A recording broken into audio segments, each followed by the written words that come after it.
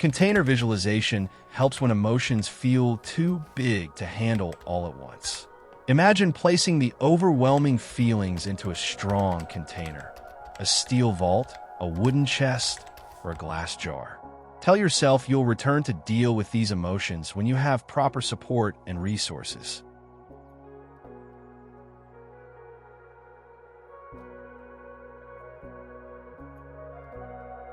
What if the emotions you've been running from are actually the key to your freedom? What if your anger, grief, and fear aren't obstacles to overcome, but messengers carrying the exact information you need to heal? Right now, millions of people are struggling with emotional pain, desperately trying to push through, ignore, or numb their feelings. We've been taught that strength means keeping it together, that healing means moving on, and that the goal is to feel better as quickly as possible. But what if everything we've been told about emotions is backwards? Recent breakthroughs in emotion-focused therapy reveal a startling truth. Healing doesn't come from avoiding emotions. It comes from learning to feel them fully and transform their energy. Neuroscience shows us that emotions aren't random disruptions to our rational minds. They're sophisticated intelligence systems that have evolved over millions of years to guide us toward what we need most. Think about the last time you felt deeply angry. Beneath that anger was likely a violation of something you value deeply. Your grief carries information about what you've loved and lost. Your fear points to what matters so much that you're terrified of losing it. These aren't feelings to overcome. They're wisdom to embrace. In the next minutes, you'll discover the revolutionary approach that transforms pain into power. You'll learn the 6 stages of emotional transformation that therapists worldwide use to help their clients heal from decades of emotional wounds. You'll understand how to turn your deepest hurts into your greatest strengths, not by bypassing them, but by moving through them with intention and skill. This isn't about becoming someone who never feels pain. It's about becoming someone who knows how to dance with whatever emotions arise.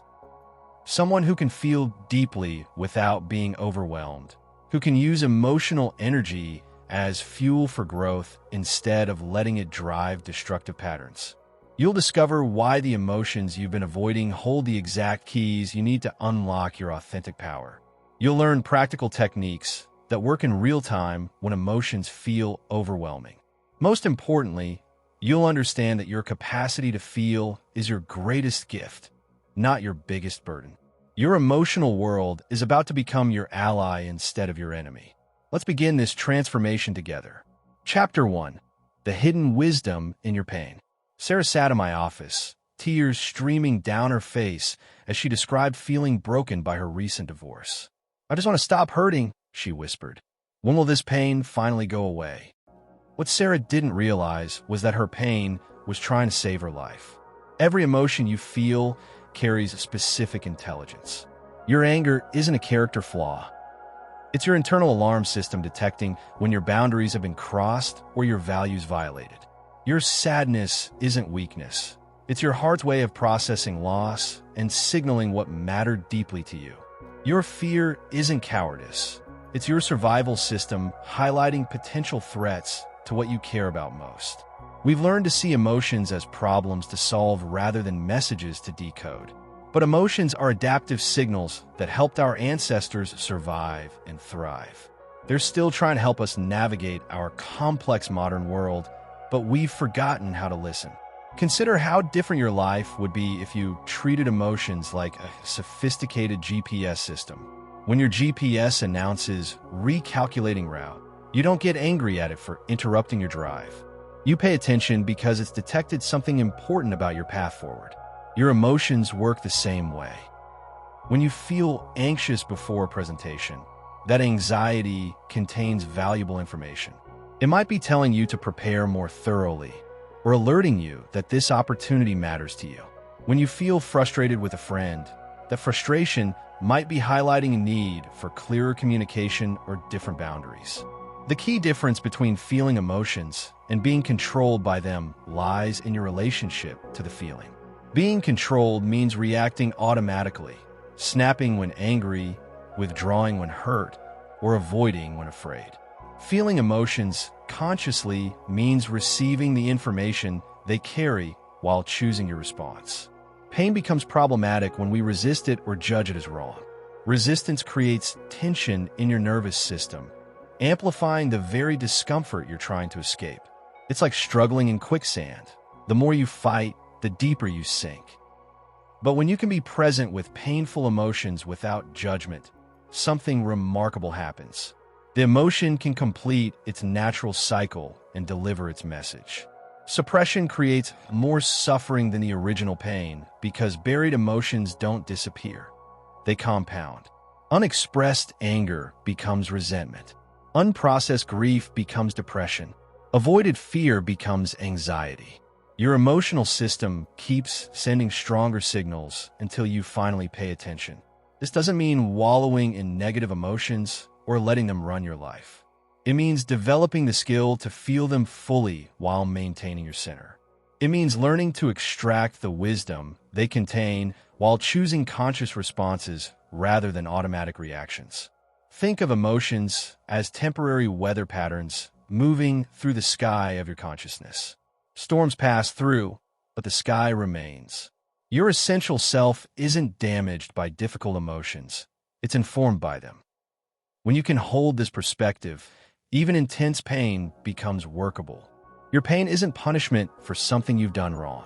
It's intelligence guiding you toward healing and growth. The question isn't how to make it stop, but how to understand what it's trying to teach you. Chapter 2: Awakening to Your Emotional Landscape. Most people live emotionally unconscious lives, reacting to feelings they never fully recognize or understand. They know they feel bad or upset, but can't identify whether they're experiencing anger, disappointment, fear, or grief. This emotional illiteracy keeps them trapped in cycles of reactivity instead of conscious response. Emotional awareness begins with developing what psychologists call affective labeling, the ability to accurately identify and name your emotional experiences. Research shows that simply naming an emotion reduces its intensity by up to 30%. When you can say, "I'm feeling overwhelmed and scared about this deadline," instead of just, "I feel terrible," you've already begun to regulate your nervous system. Start building emotional vocabulary by expanding beyond basic terms like happy, sad, mad, or scared. Anger has dozens of variations: frustrated, irritated, indignant, furious, annoyed, or livid. Each carries different information and calls for different responses. Sadness encompasses grief, disappointment, melancholy, sorrow, and despair. The more precisely you can identify what you're feeling, the more effectively you can work with it. Your body holds emotional information before your mind processes it. Physical sensations often precede conscious awareness of feelings. Anxiety might first appear as butterflies in your stomach or tightness in your chest. Anger often shows up as tension in your jaw, shoulders, or fists. Sadness can manifest as heaviness in your heart or a lump in your throat. Learning to read your body's emotional signals prevents overwhelm by catching feelings early in their development. When you notice your shoulders tensing during conversation, you can pause and ask yourself what's happening emotionally. This creates space between the initial trigger and your response, giving you choice about how to proceed. Practice the stop technique throughout your day. When you notice any emotional charge, stop what you're doing, take a breath, observe what you're feeling in your body, and proceed with awareness. This simple practice builds the muscle of emotional awareness until it becomes automatic. Emotional awareness differs fundamentally from emotional analysis. Analysis happens in your head, thinking about feelings, explaining them, or trying to figure out why you feel a certain way. Awareness happens in your body, actually sensing and experiencing the emotion as it moves through you. Both have their place, but healing requires feeling, not just thinking. Many people confuse emotional intelligence with emotional suppression, believing that managing emotions means not feeling them. True emotional intelligence involves feeling emotions fully while choosing your response wisely. It's the difference between being emotionally reactive and being emotionally responsive. Create regular check-ins with yourself throughout the day. Set phone reminders to pause and ask, what am I feeling right now? What do I notice it in my body? What might this feeling be trying to tell me? These micro moments of awareness accumulate into profound emotional literacy. Notice the difference between primary and secondary emotions. Primary emotions are your immediate, authentic responses to situations. Secondary emotions are your reactions to your primary emotions. For example, you might feel hurt when a friend cancels plans, primary emotion, then immediately feel angry at yourself for being hurt, secondary emotion. Healing work focuses on primary emotions, which contain the real information. Developing emotional awareness requires patience and self-compassion. You're learning a new language that our culture rarely teaches. Be curious rather than judgmental about what you discover. Each emotion you can accurately identify and feel is a step toward greater freedom and authenticity. Your emotional landscape is as unique as your fingerprint. What triggers joy in you might not affect someone else. What devastates you might roll off another person's back. Learning your personal emotional patterns helps you navigate life with greater skill and self-knowledge. Chapter 3: Calming the Storm Within. When your nervous system is activated by strong emotions, your brain literally cannot access higher reasoning functions. The emotional storm hijacks your prefrontal cortex, leaving you operating from survival mode rather than wisdom. This is why trying to think your way out of emotional overwhelm rarely works. You must first calm the storm before you can see clearly. Your nervous system operates like a sophisticated alarm system designed to keep you alive. When it detects threat, whether physical danger or emotional trigger, it activates fight, flight, or freeze responses. Your heart rate spikes, stress hormones flood your system, and your perception narrows to focus solely on the perceived danger. This response served our ancestors well when facing lions, but it creates problems when triggered by emails, relationships, or memories. Understanding your nervous system's responses helps you work with them rather than against them. Fight mode shows up as anger, irritation, or the urge to argue or control. Flight mode manifests as anxiety, restlessness, or the impulse to escape or avoid. Freeze mode appears as numbness, confusion, or feeling stuck and unable to act. Each state calls for different regulation strategies. Breath is your most accessible tool for nervous system regulation because it's the only aspect of your autonomic nervous system under conscious control. When you're dysregulated, your breathing becomes shallow and rapid. Consciously slowing and deepening your breath sends signals to your nervous system that you're safe. Try the 4-7-8 breath technique when feeling overwhelmed. Inhale for 4 counts, hold for 7 counts, and exhale for 8 counts. Repeat this cycle 4 times. The extended exhale activates your parasympathetic nervous system, which governs rest and restoration. This technique works within minutes to shift your physiology from alarm to calm. Box breathing offers another powerful regulation tool. Inhale for 4 counts, hold for 4, exhale for 4, hold empty for 4. Imagine tracing a square as you breathe, moving slowly around each side. This practice balances your nervous system and can be done anywhere without drawing attention. Grounding techniques help when emotions feel too intense or when you're dissociating from overwhelming feelings. The 5-4-3-2-1 technique engages your senses to bring you into the present moment. Name 5 things you can see, 4 things you can touch, 3 things you can hear, 2 things you can smell, and 1 thing you can taste. This grounds you in current reality rather than past trauma or future fears. Physical grounding can be even more powerful. Press your feet firmly into the floor and feel the solid support beneath you. Place your hands on your thighs and feel the warmth and weight of contact. Hold an ice cube or splash cold water on your face to activate your vagus nerve and interrupt the stress response.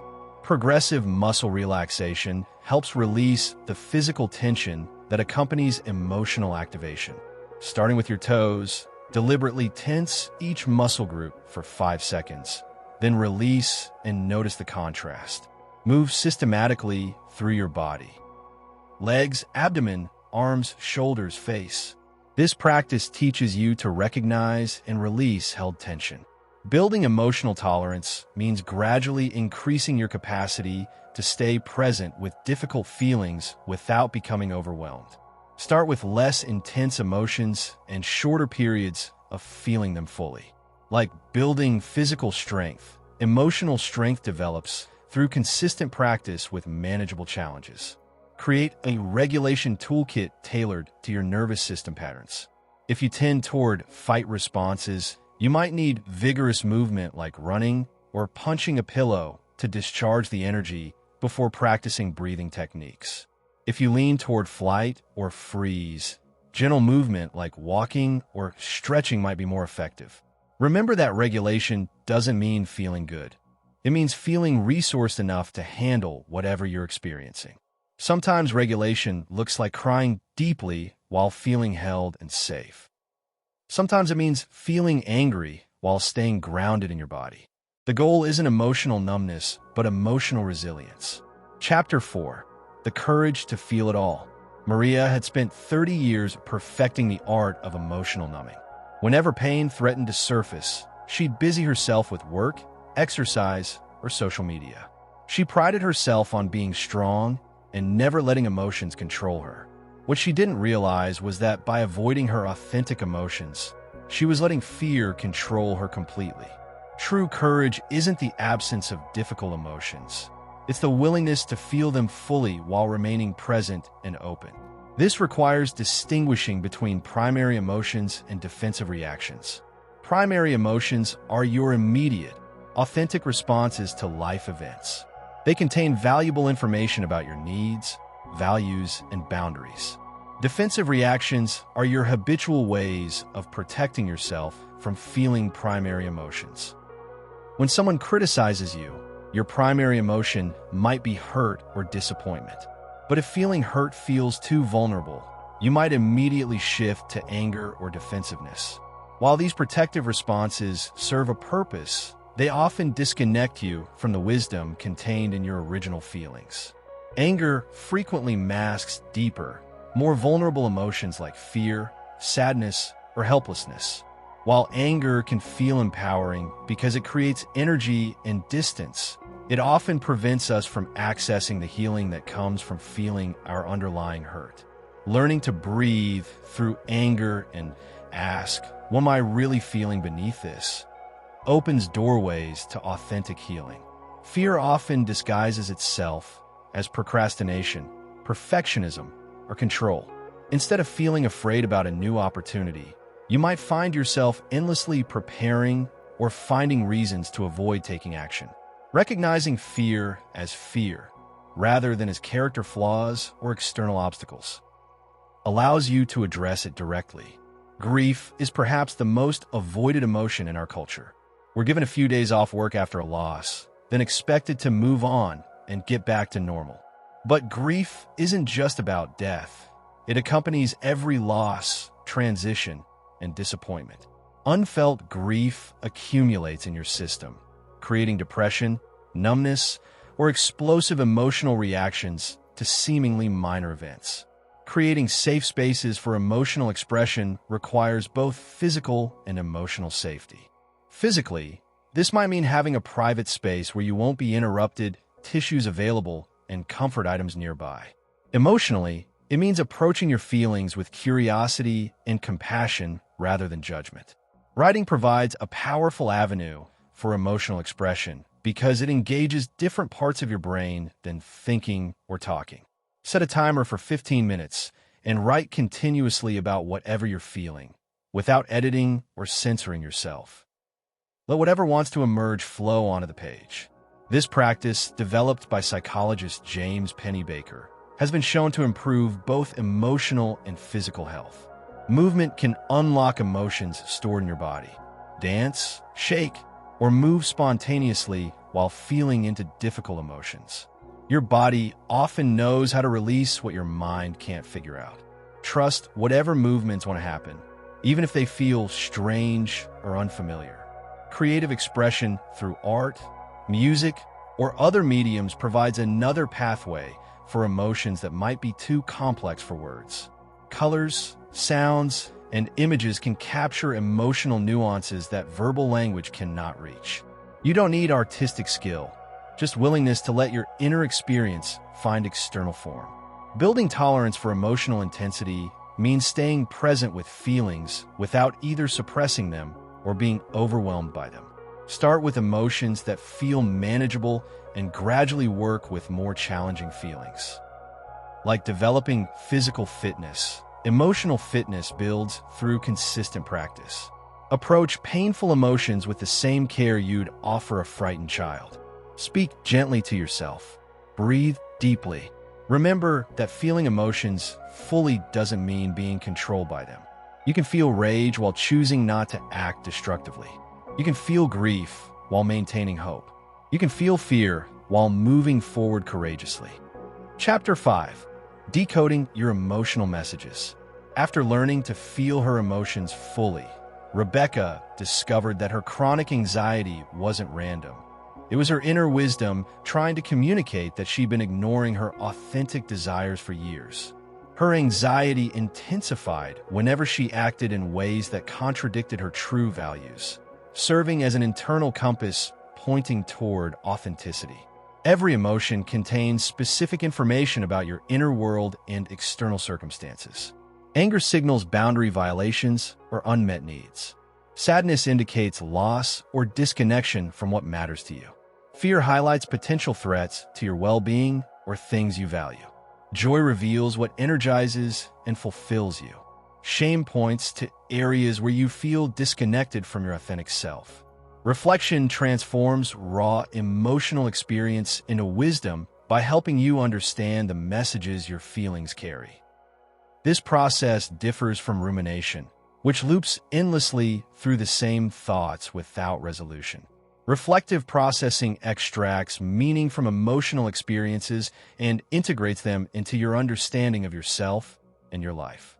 The key question that unlocks emotional wisdom is, what is this feeling trying to tell me? Rather than asking why you feel a certain way, which often leads to analysis and blame, asking what the feeling wants you to know opens you to receiving its guidance. Your emotions become teachers rather than problems to solve. When reflecting on painful memories, approach them with your current adult understanding rather than from the emotional age when they occurred. A rejection that felt devastating at 15 might reveal different meanings when viewed through 30-year-old eyes. This doesn't minimize the pain you experienced, but it can shift the story from "I'm fundamentally flawed" to "I was young and learning how to navigate relationships." Creating new meanings from old wounds requires examining the stories you've constructed around painful experiences. Often these stories were formed during times of high emotion with limited information. As you gain life experience and emotional skills, you can revise these narratives to be more accurate and empowering. Consider how your greatest challenges have contributed to your strengths. Many people discover that their sensitivity, which once felt like a burden, became their superpower in creative or healing professions.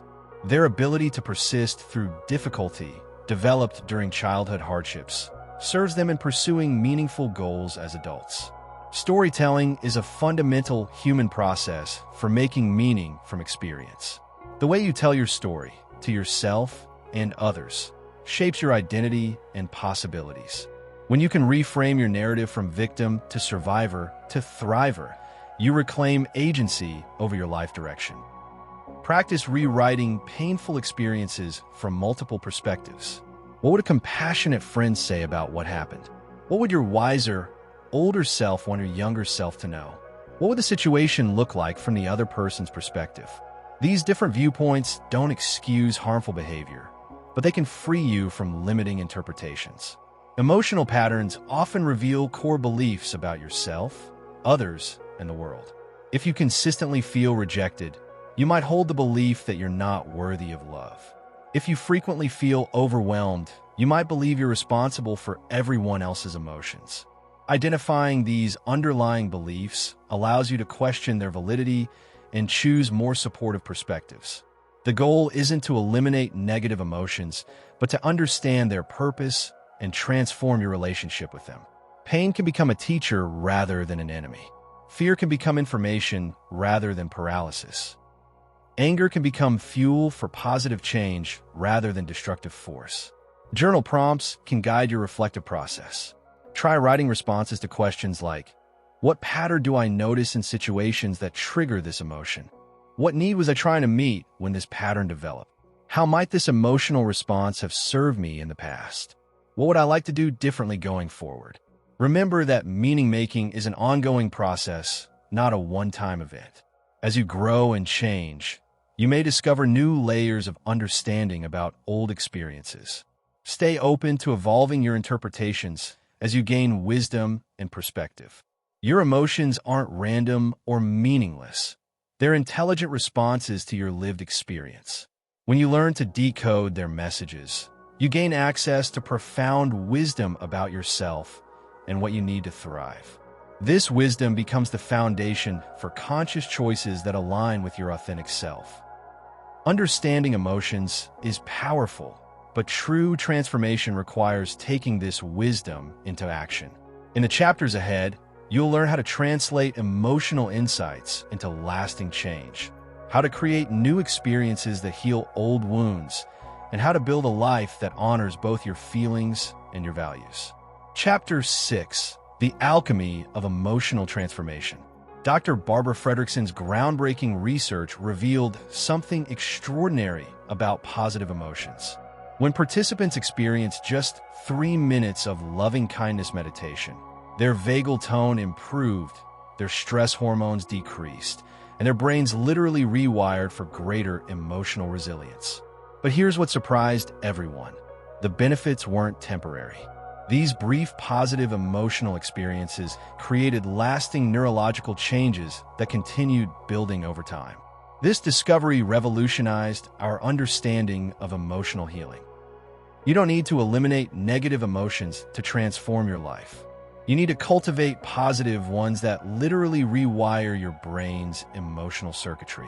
This is emotional alchemy, transforming the lead of painful experiences into the gold of wisdom and resilience. Positive emotions operate on completely different neurochemistry than negative ones. When you experience joy, gratitude, or compassion, your brain releases dopamine, serotonin, and oxytocin. These chemicals don't just make you feel good.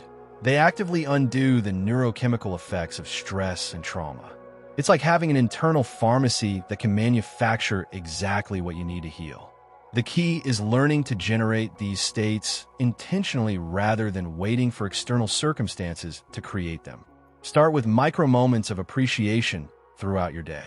Notice the warmth of sunlight on your skin, the taste of your morning coffee, or the smile of a stranger.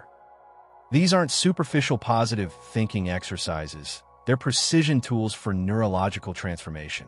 Gratitude practices work because they train your brain to notice what's working rather than what's missing. Spend 2 minutes each morning writing 3 specific things you appreciate. Instead of writing, "I'm grateful for my family," try, "I'm grateful for how my daughter laughed at my silly joke yesterday."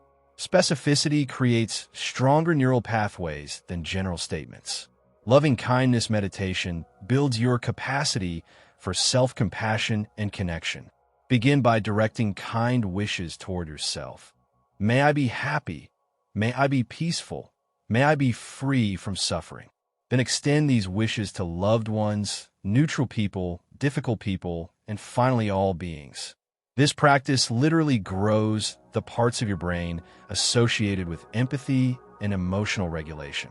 Joy recruitment involves actively seeking experiences that spark genuine delight. This might be dancing to your favorite song, spending time in nature, creating something beautiful, or connecting deeply with someone you care about. The key is choosing activities that generate authentic positive emotion rather than temporary distraction or numbing. Compassion practices transform your relationship with suffering by shifting from self-criticism to self-kindness. When you notice harsh inner dialogue, pause and ask what you'd say to a good friend in the same situation. Treat yourself with the same kindness you'd offer someone you love. This simple shift activates your caregiving system instead of your threat detection system.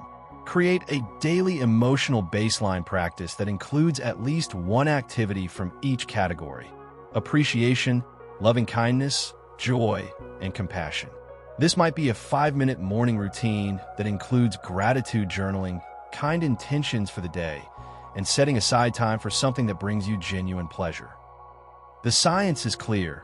You can literally change your brain through intentional positive emotional experiences.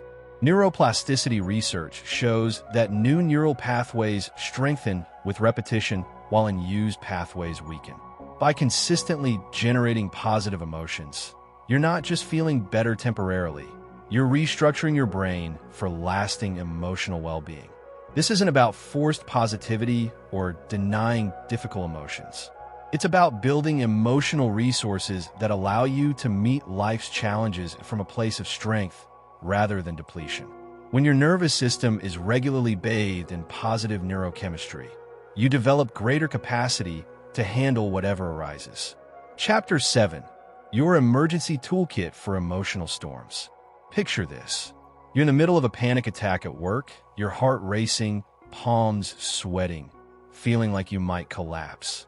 In that moment, you don't need a therapy session. You need immediate relief. This is when your emergency emotional toolkit becomes essential. Emotional freedom technique, or EFT tapping, provides rapid nervous system regulation by combining acupressure with psychological processing.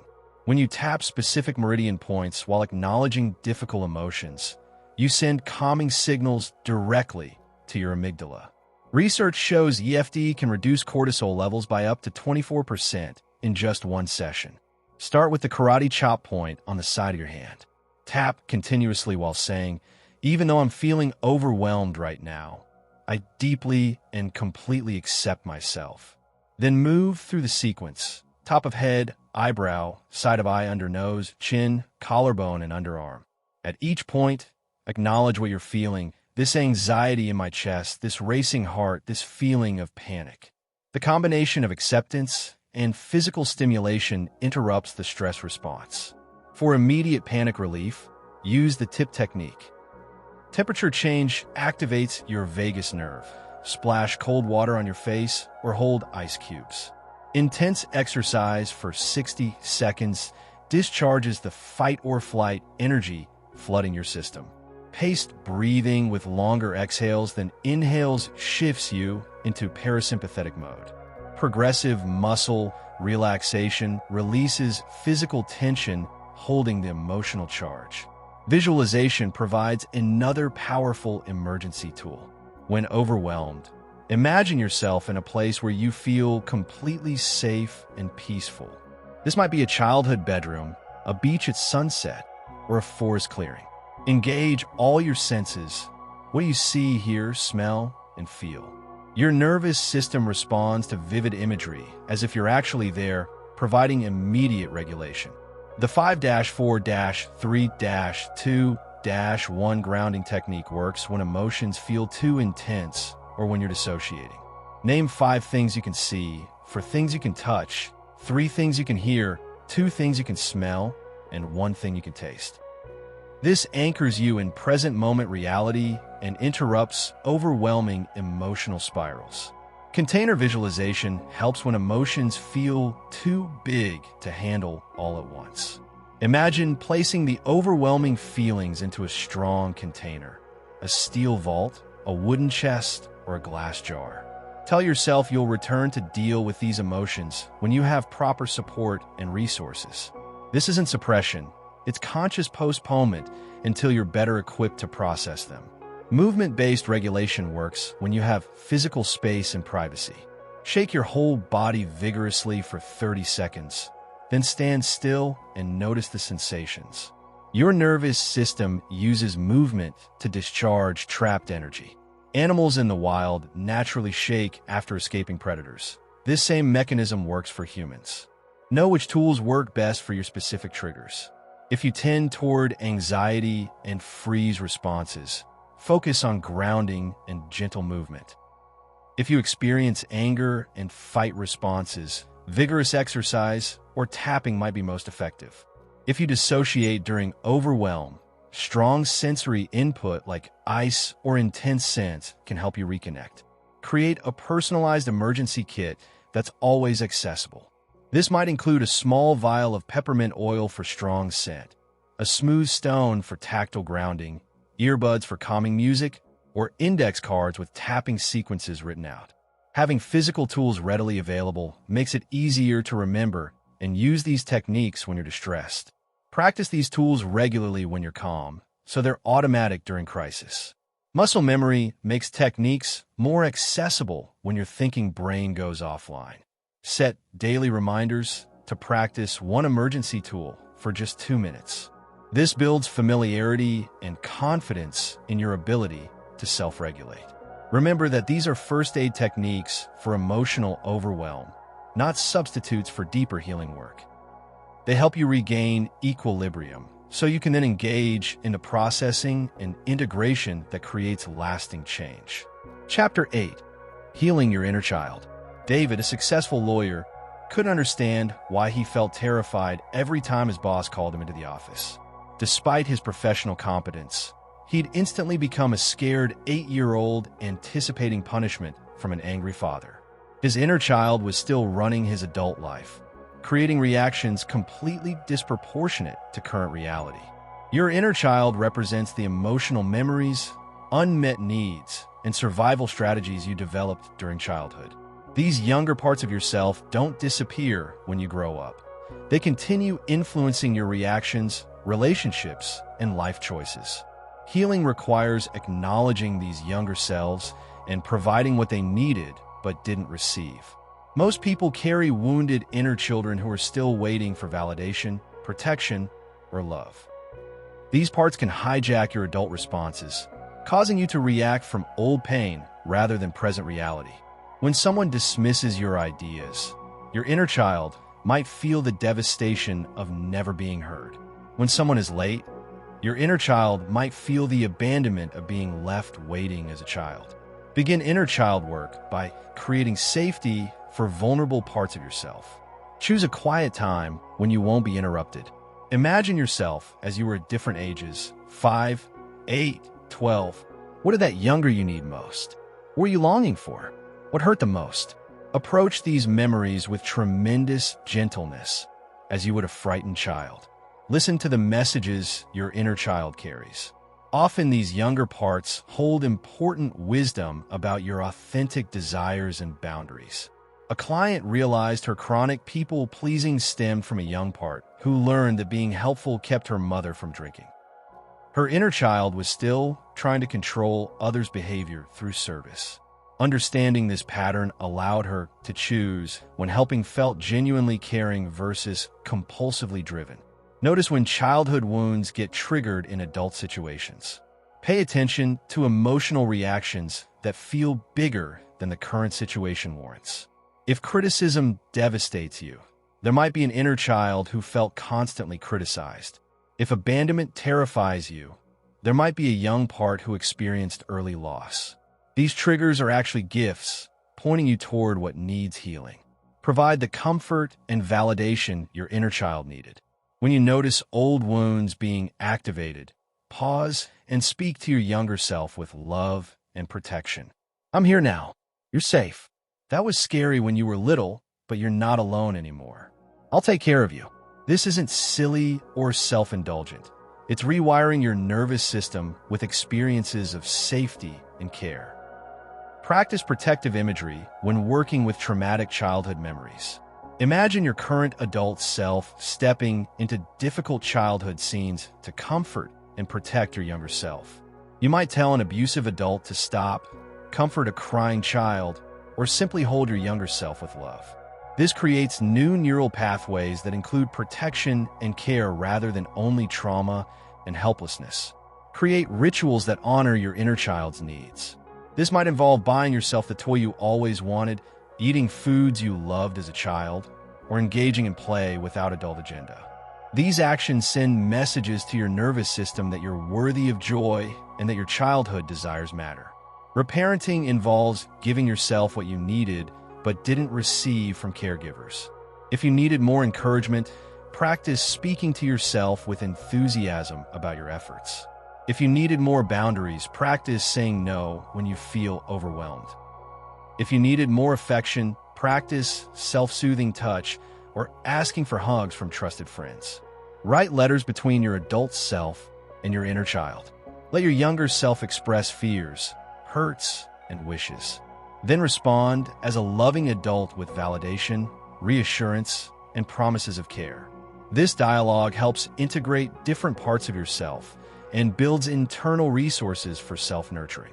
Recognize that healing your inner child is ongoing work, not a one-time event. Different situations will activate different wounded parts throughout your life. The goal isn't to eliminate your inner child, but to develop a loving relationship where your adult self provides safety for your vulnerable parts.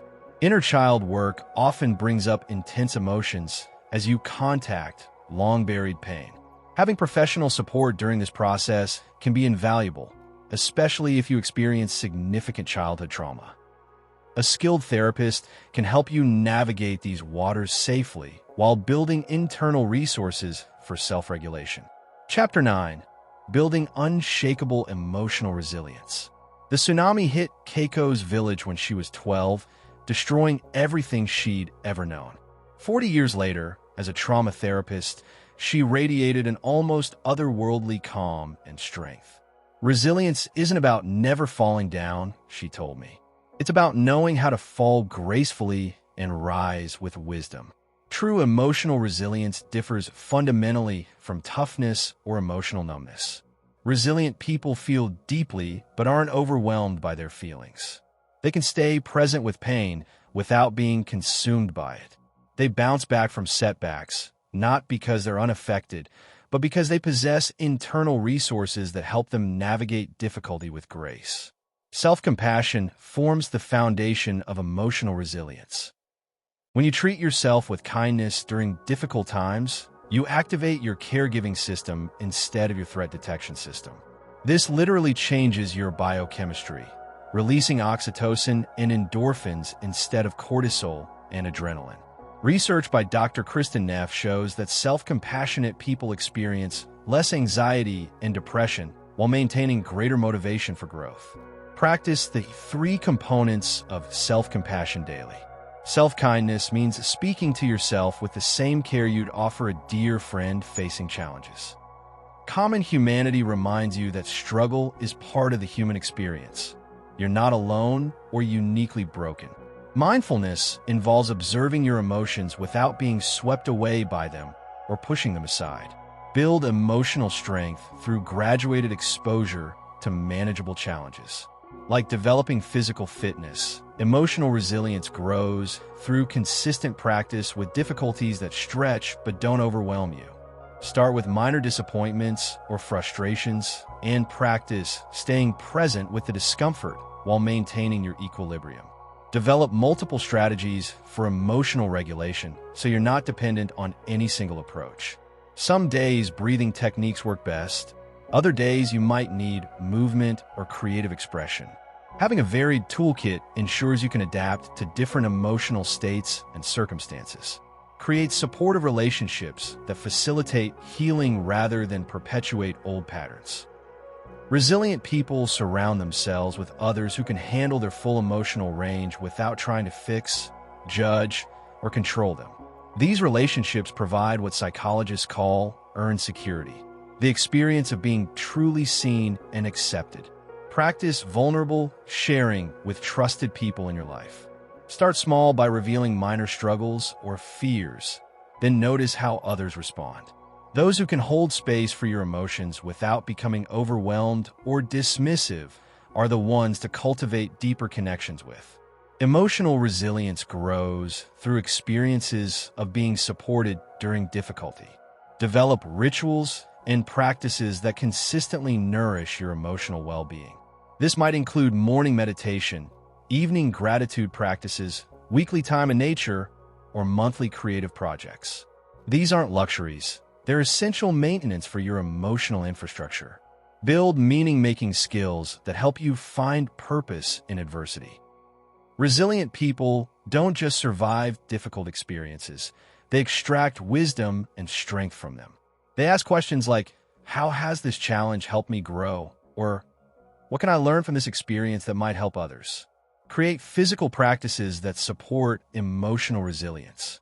Regular exercise, adequate sleep, and proper nutrition directly impact your emotional stability. When your body is well cared for, you have greater capacity to handle emotional challenges. Your physical and emotional health are inseparably connected. Cultivate what researchers call emotional granularity, the ability to distinguish between subtle emotional states. Instead of just feeling bad, you might notice that you're feeling disappointed about a specific outcome while simultaneously feeling hopeful about future possibilities. This precision helps you respond more effectively to what you're actually experiencing. Practice distress tolerance skills that help you survive crisis situations without making them worse. Sometimes emotional resilience means enduring pain without escaping through substances, destructive behaviors, or impulsive decisions. These skills include distraction techniques, self-soothing strategies, and ways to find meaning even in suffering. Remember that resilience isn't a fixed trait. It's a set of skills that can be developed throughout your life. Every time you stay present with difficult emotions, seek support when needed, or find meaning in adversity, you're building your resilience muscles. These capacities compound over time, creating genuine emotional strength. Chapter 10. Creating new emotional experiences. After years of therapy and self-work, Jennifer still felt stuck in old patterns until something unexpected happened. During her first healthy romantic relationship, her partner responded to her vulnerability with tenderness instead of criticism. This single experience of being loved for her authentic self began rewiring decades of shame and self-protection. She discovered that insight wasn't enough. She needed new experiences to complete her healing. Corrective emotional experiences are the final piece of the healing puzzle. These are moments when you experience something different from what your nervous system expects based on past conditioning. They provide new templates for how relationships can feel, how you can be treated, and how life can unfold. These experiences literally rewire your emotional patterns by creating new neural pathways. Your brain learns through experience more than through understanding. You can intellectually know you're worthy of love, but until you experience being loved for who you truly are, that knowledge remains abstract. Corrective experiences make new possibilities real in your body and nervous system, not just in your mind. Seek experiences that contradict your core wounds. If you carry shame about your emotions, find people who welcome your full emotional range. If you believe you're too much for others, seek relationships where your intensity is appreciated. If you feel unsafe being yourself, create contexts where authenticity is valued and protected. Notice when old patterns are trying to recreate familiar dynamics. Your unconscious mind often gravitates toward what's known, even when it's painful. Stay alert for situations where you're drawn to relationships or circumstances that confirm old beliefs about yourself or others. Choose differently, even when the familiar feels safer. Use creativity and self-expression as vehicles for transformation. Artistic expression allows parts of yourself to emerge that might be too vulnerable for direct conversation. Through art, music, writing, or movement, you can experience aspects of yourself that have been hidden or suppressed. These creative moments often provide profound corrective experiences of self-acceptance and authentic expression. Create micro-experiences of safety and acceptance in daily life. This might involve speaking your truth in small ways, setting gentle boundaries, or asking for what you need. Each time you experience being heard, respected, or cared for, you're building new neural pathways that support healthier patterns. Pay attention to moments when something feels genuinely different. Maybe someone apologizes sincerely when they've hurt you, offering the accountability you never received as a child. Maybe you express anger and are met with curiosity rather than defensiveness. These seemingly small moments can have profound healing impact when you're open to receiving them. Build relationships with people who can provide corrective experiences. This might include therapists, friends, mentors, or romantic partners who model healthy emotional dynamics. Spend time with people who demonstrate qualities you want to develop: emotional openness, healthy boundaries, or authentic communication. Practice receiving positive experiences instead of deflecting them. Many people are skilled at recognizing criticism, but miss moments of appreciation or care. When someone offers genuine praise, support, or affection, practice taking it in fully rather than minimizing or dismissing it. Recognize signs that old patterns are genuinely shifting. You might notice that criticism doesn't devastate you the way it used to, or that you can stay present during conflict instead of shutting down. You might find yourself trusting your own perceptions or feeling worthy of care in ways that once seemed impossible. Create intentional experiences that nurture parts of yourself that were wounded. If your playfulness was crushed, engage in activities that feel genuinely fun. If your voice was silenced, find safe spaces to speak your truth. If your body was shamed, explore movement that feels joyful and free. Document these corrective experiences in writing so you can remember them during difficult times. Your nervous system needs repeated exposure to new patterns before they become automatic. Keeping a record helps you recall evidence that change is possible and happening. Be patient with the process of creating new emotional experiences. Your nervous system needs time to trust that new patterns are safe and sustainable. Change often happens slowly, then suddenly, as new neural pathways strengthen and old ones weaken through disuse. Remember that you're not trying to erase your past, but to expand your possibilities. Corrective experiences don't delete painful memories. They provide new reference points for how life can feel. These new experiences become resources you can draw upon when facing future challenges. Throughout this journey, you've discovered that emotions aren't obstacles to overcome, but allies to embrace. They're sophisticated intelligence systems that guide you toward what you need most for healing and growth. Your anger carries information about your boundaries. Your sadness reveals what you value. Your fear highlights what you care about protecting. These aren't weaknesses, they're wisdom. Healing follows a natural progression that honors both your pain and your resilience.